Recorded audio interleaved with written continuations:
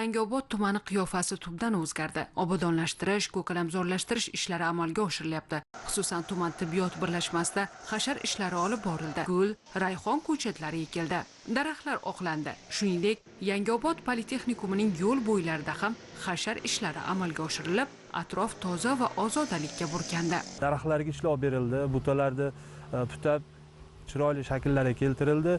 2000 dan ziyod gul ko'chatlari ekildi, atirgul va boshqa ko'chatlar, rangli ko'chatlar va obodonlashtirish ishlari amalga oshirildi. Hamiyat ozoda bo'lishi kerak degan shior asosida amalga oshirdik ishlarni. Buni o'sha kirish qismidan to chiqish qismigacha gullar bilan va daraxtzorlar bilan ko'rkam ko'rinishga olib kelish maqsadimiz. Tumanda obodonlashtirish ishlari bilan bir qatorda aholi bandligini ta'minlashga ham alohida e'tibor qaratilgan. Birgina Do'stlik mahallasida yashovchi Sherzod Esirganov o'z tomorqasidan unumli foydalanib kelayotgan usta tadbirkorlardan biri. Limon, mandarin ko'chatlarini ekib parvarishlab kelmoqda. Pishib hosilga kirgan mahsulotlarni mahalliy bozorlarga olib chiqib, sotib daromad olib kelyapti. Biz joyimiz og'irroq joy, chuqur kovlamasak bo'lmaydi. Yetitdan boshladim. Keyin o'zim yana alohida joy qilib ko'chatchilikni boshladim. Shu bilan mana hozir 3 ta parnik qildim. 300-350 kilogacha 20 yillik limonlar hosil beryapti hozir. Har yili shu 2000 ta, 3000 ta ko'chat qilyapman. Parvarishlash suvni yaxshi ko'radi. 5-6 kunda bir suv qo'yib turamiz tagiga. Qishlog'imizda o'ziga ham bir 40 ta parnik qilib berib, o'zlari qiladi. Ko'chatini ekib beraman. Kartoshka, pomidor shuni ekamiz. 2-3 tonna kartoshka olaman. Limon ekishga zo'r bizda. Sal sovuq bo'ladi, faqat kovlab ekish kerak. 1,5 metr chuqur kovlab eksangiz issiq bo'ladi, qishda ham issiq shart emas. Ustini klyonkani 2 qavat yerimiz qilsangiz, xavfsiz bo'ladi, sog'lardan unoqmaymiz. Bemalol chiqadi qishdan. Mehnat tarqasida mana hammasi bo'lyapti. Men o'g'limni o'qityapman, studentim bor. Samarqandda o'qiydi ham. To'y qilyapman yaqinda. Shu limon ham dehqonchilik orqasidan hammasi. Hosilimizni uydan olib ketadi ko'p. Bozorga olib chiqamiz. Ko'proq bozorda o'tadi hozir. Har bozorda olib chiqib 50 kilo, katta bozor bo'lgan kuni 100 kilo olib chiqamiz. O'zimizni bozorda olib qo'yamiz limonimizni. Ushbu mahallada yashovchi yana bir tadbirkorimiz Saidnazar Do'stnazarov. Ular hovlisidagi 18 sotix yer maydoniga kartoshka, uzum, anor, qulupnay, pomidor, bodring mahsulotlarini ekkan. Shuningdek, bodom, o'rik daraxtlaridan ham yaxshigina hosil oladi. Saidnazar aka va turmush o'rtog'i ekkan mahsulotlarini yaxshi hosil berishi uchun tinimsiz mehnatda bo'ladi. Xullas, ro'zg'or uchun bozordan mahsulotlarni sotib olishmaydi. Usta bog'bonimiz polis mahsulotlari, mevali daraxtlarni ekish bilan birga gullarni ham parvarishlashni yaxshi ko'radi va shu boisdanmi hovlisida turli xil gullarni uchratasiz. 8-9 xil mahsulot o'zimdan chiqadi. Bozordan sotib olmayman. Masalan, chesnok, pomidor, bolgarskiy, sabzi, butun ro'zg'orga keladigan mahsulot oilamdan chiqadi. Ularni parvarishlashda eng avvalo mehnat, vaqtida o'tog'i, vaqtida suvi, vaqtida qarovi, shularga e'tibor beraman. Bizlarda shu yer osti artizanidan foydalanamiz. Mahalliy o'g'it beramiz. O'zimizdan chiqqan, chorvamizdan chiqqan mahalliy o'g'itlardan beramiz. Suvini vaqtida, o'tog'ini vaqtida qilamiz. Tumanda aholining ko'pchiligi asosan tomorqa faoliyati bilan shug'ullanishadi.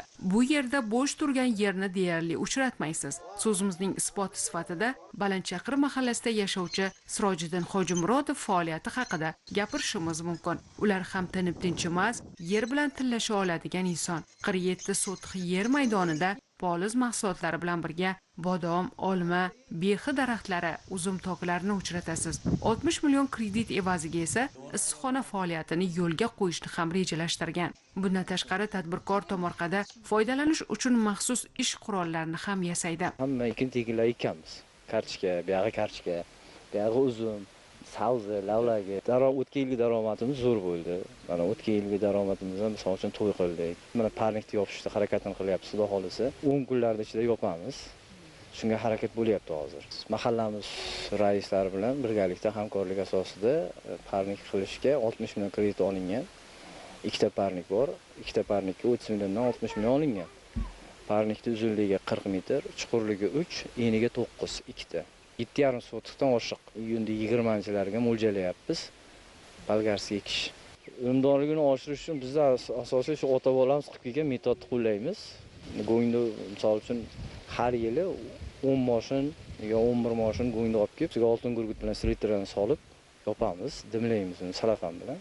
Mana hozir ham ko'rdilaring o'zlaring, xuddi o'shani dimlab, shu agorodga mana qo'yamiz. Go'nglardan foydalanib, shu tabiiy yetishtirishga harakat qilamiz. Lavlaglarimiz ham hozir ham turibdi. 500 kilodan oshiq qoldi, 2,5 tonnadan oshiq oldik. Hozir 500 kilodan oshiq bor lavlagi, hali ham turibdi. Sabab bu kimyoni kamiganligi uchun. Agar kimyoni ko'p yeydigan bo'lsa, u chirish holatiga keladi. Daraxtlarda ichida feruznok, o'zimizda olma 5 yulduz, chereshnik g'oz, ko'k sulton deyishadi bizda, zardoli bor, yana o'rik shaftoli. Ko'rib turgan hamma daraxtlarning 99% hammasi payvand bo'lgan. Sorti o'zgartirilgan. Misol uchun oddiy gilosga chereshnik solingan. Yiliga kami 20 milliondan kam emas. O'tgan yilda zo'r kartoshka bo'ldi, parnikka ekkandik. Daromad zo'r bo'ldi kartoshkadan. Mana misol uchun lavlagi hali ham bor, kartoshka hali ham bor, misol uchun piyoz, sabzi hozirgacha bor, xonadonimizda uzilmaydi. Unumli foydalansak, hamma narsani o'zimiz yetishtirsak bo'ladi. Chunki bizni davlatimiz 4 faslda ko'radi. 4 faslda ko'rdigani yer zo'r bo'ladi, hamma sharoit bor. Faqat harakat qilish kerak. Mehnat qilgan insonning turmushi farovon bo'ladi. Ushbu mahallada yashovchi yana bir xonadon egasi ham mahalla ko'magi bilan o'z tomorqasidan unumli foydalanib, turmushini yaxshilab oldi. Tomorqani o'zingiz ko'rib turgandek, tomorqaga suvni tejash maqsadida tomchilatish yo'lga qo'yilgan. Kartochkalar mana bo'lyapti. Pomidor ko'chat yetishtiriladi, ko'chatchilik shug'ullanadi boylar, aholiga ortilgan sotiladi. Bu o'zlarini shu bilan band qilmoqdalar. Aholini har bir xonadonga kirsangiz hozirgi kunda mana ko'rib turgansiz havas qilasiz. Sabab bunda samarali daromad olinyapti. Undan tashqari xonadonlarda sut qatiq, chorva mollari bor. Bozorimizni shu bilan boyitib kelmoqda biz. Mana kartochkamiz ertangisi mana bo'lib qoldi. Uyinda 10-15 ga chiqadi bozorga. Qishloq joyida aksariyat xonadonlarda fuqarolar bo'sh o'tirmaydi. Xotin-qizlarimiz aksariyat bo'sh xotin yozgi kun topolmaydi bo'sh odamni. Nimagaki tomorqa bor. Tomorqadan daromad olgandek odam ishlaydi. Mehnat, yaxshi mehnat, mehnat kamdam degandek o'zingiz qovunab ketadi ko'rib. Mana hozir ko'ryapsiz-ku, qanday chiroyli yashnab turibdi. Bundan o'zimiz ham zavqlanamiz. Aholini kayfiyati nimaga bog'liq? O'sha daromati yaxshi bo'lib, ro'zg'or tinch bo'lgandek, hamma ish bilan band. Shuning uchun ham jinoyatchilik yo'q. Mana 3 yil mobaynida bironta jinoyat tushmagan mahallamizda. Oshiqcha oilaviy nizolar yo'q. Aholida boqimandalik kayfiyati yo'q, eng muhimi. O'zimizni ta'minotimizni o'zimiz qila olamiz. Hozir har bir xonadonga borsangiz ro'zg'or obodda. Tuman aholisining barchasi doim ish bilan band. O'z tomorqasidan kelayotgan daromad orqali oilasi tinch, turmushi farovon bo'lmoqda. Mahalla qachon obod bo'ladi? Qachonki atrof muhit toza va ozoda, aholisi esa tinch va osoyishta bo'lsa.